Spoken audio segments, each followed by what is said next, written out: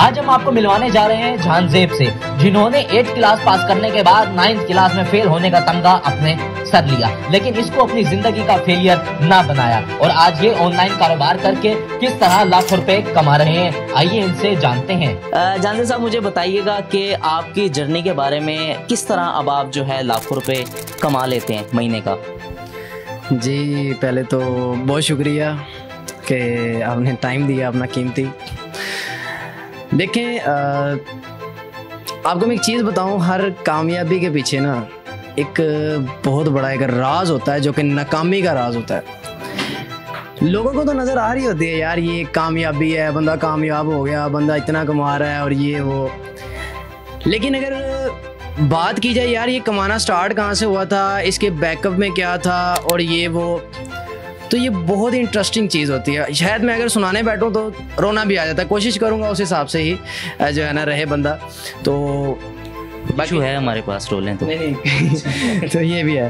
तो बाकी देखिए, फर्स्ट ऑफ ऑल ना मैं शॉर्ट करूंगा।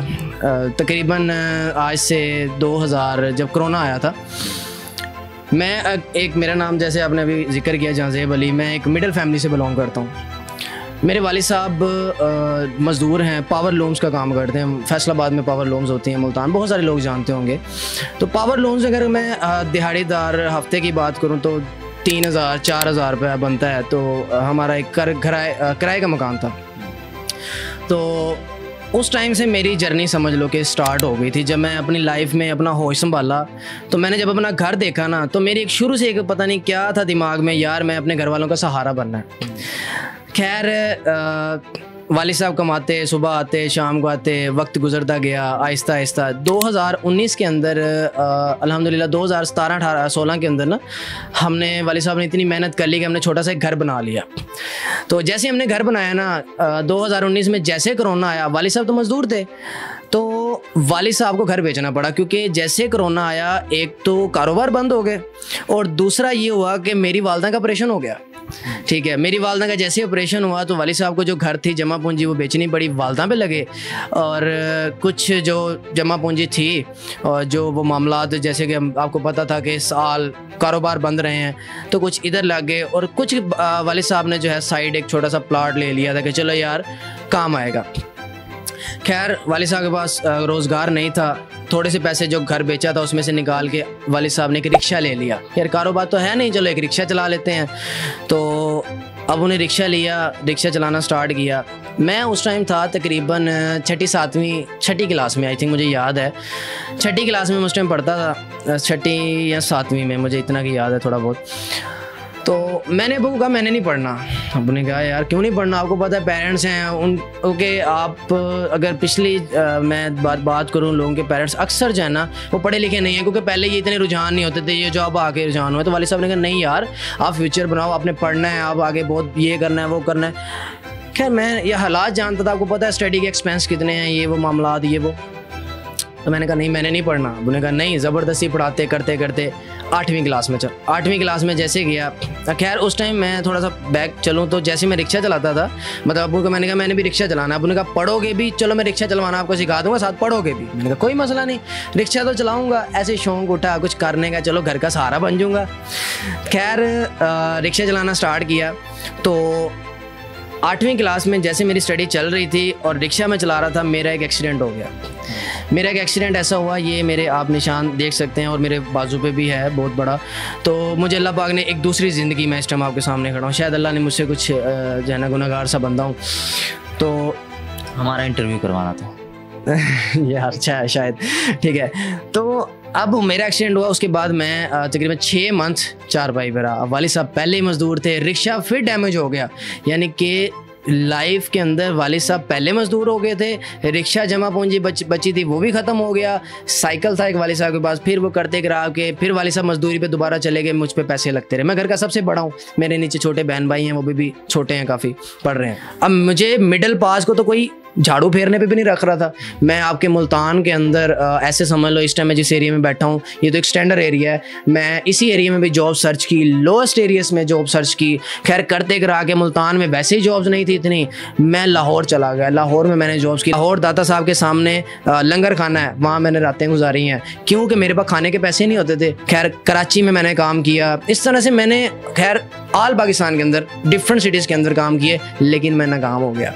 क्यों? कि मेरी क्वालिफिकेशन आर्ट है। मुझे कोई भाई लगता ही नहीं था जिसने रखना है और भाई ये कर ले, 500 रुपये दिहाड़ी, 400 रुपये दिहाड़ी, खाना पीना भी जेब से बचता क्या था 100-200। उस 100-200 में मैं घर क्या भेजूँ, अपना क्या भेजूँ, यानी कि मेरे बहुत सारी चीज़ें। जानजेब साहब मुझे ये बताइएगा कि आपने ऑनलाइन अर्निंग में किस तरह आए और फिर यहाँ का आपको सिनेरियो कैसे चला? जी मैं यही अर्ज करना चाह रहा था। जैसे मैंने उस कंपनी स्टार्ट लिया, 3 दिन उन्होंने मुझे लर्निंग दी। तो उसके बाद लाइक ऐसे समझ लें कि मेरी वो लर्निंग, मैंने कहा मुझे कुछ आए ना आए, मैंने इसी कंपनी में रहना है। यकीन जाने 8 से 9 महीने समथिंग मैं उस कंपनी में रहा और मैंने उस कंपनी से वो लर्निंग की कि मैंने उस कंपनी की आल पाकिस्तान में ब्रांचेस लाइक हुजरा, शाह मुकीम, खानेवाल, रिनाला, पत्तों की, लाहौर, डिफरेंट सिटीज़ के अंदर उसकी ब्रांचेस थी। खानेवाल के अंदर मेरी अपनी ब्रांच थी। मैं एज अ ब्रांच मैनेजर मैंने उस कंपनी के साथ काम किया और मेरी अपनी टीम के ब्रांच मैनेजर, यानी कि उस कंपनी की टॉप टीम पाकिस्तान की जो मेरी थी, कम से कम 7,000 से 8,000 पर्सन मेल एंड फीमेल जो कि मेरी टीम के थे, जिनको मैं लीड कर रहा था। ठीक है, वहाँ से मैंने इस कंपनी का स्टार्ट किया। लेकिन वो कहते हैं ना वो कि सदा दिन एक जैसे नहीं रहते सर। उस कंपनी का सवाल आया, मैं उस कंपनी से डिसहार्ट हुआ, गिर गया नीचे। लेकिन क्या था कि मैं अल्हम्दुलिल्लाह उस लेवल पे आ गया था कि मेरे अंदर पैशन था, मैंने करना है कुछ। ठीक है, फिर उसके बाद मैंने बहुत सारे काम किए, खैर छोटी छोटी चीज़ें, कभी उस काम में इन हो गया, कभी इस, क्योंकि मार्केटिंग के अंदर मैं बहुत ज़्यादा इन हुआ। और फिर अल्हम्दुलिल्लाह आके मुझे एक दोस्त मिला। मैं लास्ट शॉर्ट फॉर्म में बात करना चाहूँगा कि एक दोस्त मिला मुझे लास्ट 2-3 ईयर्स पहले। उसने मुझे एक काम बताया और उस काम के अंदर जो है, मैं जैसे ही उस काम के अंदर आखिर थोड़ा बहुत एक्सपीरियंस था और उस बंदे ने मुझे 10,000 सैलरी पे रखा। मेरा अपना जिगरी दोस्त जो मुझे 10,000 सैलरी पे रख रहा है। ठीक है, मैंने कहा कोई बात नहीं। मैंने उससे काम सीखा, काम समझा, काम उसने करवाया, सिर्फ यूज़ किया मेरा। ठीक है, खैर उसके बाद उसी से रिलेटेड एक और दोस्त था, अल्लाह ने वसीला बनाया, उसी का एक और दोस्त, उसने मुझे कहा जानजेब भाई आप मेहनती बंदे हो। ठीक है, उस बंदे की आज पीठ पीछे तारीफ है। आप ज़िंदगी के अंदर कोई समझ लो एक ऐसी चीज़, एक ऐसा अल्फाज जिसकी वजह से मैं यहाँ बैठा हूँ, तो मैं उस बंदे का सारी ज़िंदगी नहीं आसान बोलता। ठीक है, उसने कहा जानजेब भाई क्या कर रहे हो? मैं आपको बताता हूँ ये चीज़ें ऐसे ऐसे करना है। मैंने कहा अच्छा यार ठीक है, मैं तो इतना अरसे से ये वो खैर कर आ गया। अल्हम्दुलिल्लाह उस टाइम मैंने स्टार्ट लिया था 2-3 साल पहले और आज अल्हम्दुलिल्लाह मैं बहुत अच्छे लेवल पे काम भी कर रहा हूँ, अर्निंग भी कर रहा हूँ।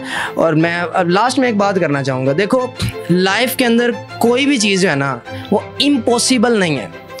आप अगर ये तहैया कर लो ना भाई मैंने करना है, जो मर्जी हो जाए, काम कोई भी है, हर्डन्स आएंगी, मुश्किलात आएंगी, बट जो बंदा फेस कर सकता है वही कामयाब हो सकता है। जो फेस नहीं कर सकता ना तो भाई कभी इसके दर, कभी उसके दर, तो कभी दर बदर, बस यही रह जाएगा। नाज़रीन, अगर आप भी चाहते हैं कि जिंदगी में कामयाब हो तो सबसे पहले आपको चाहिए कि आप कारोबार की तरफ जाएं। वो बेशक कोई भी कारोबार हो, आप फिजिकल की तरफ जाएं या ऑनलाइन की तरफ जाएं। हमारे सामने बहुत सारी मिसालें रखी हुई हैं, जिस तरह जानजेब भाई आज हमारे साथ मौजूद थे और उन्होंने बताया कि इन्होंने किस तरह स्ट्रगल की अपनी ज़िंदगी में और आज किस तरह यहाँ बैठकर ये लाखों रुपए कमा रहे हैं और इस कमाने के साथ साथ लोगों को सिखा भी रहे हैं। इसी के साथ अपने मेज़बान अलशेर जाफरी, कैमरामैन सरमद बिलोच को दीजिए इजाज़त। अल्लाह निगहबान, पाकिस्तान जिंदाबाद।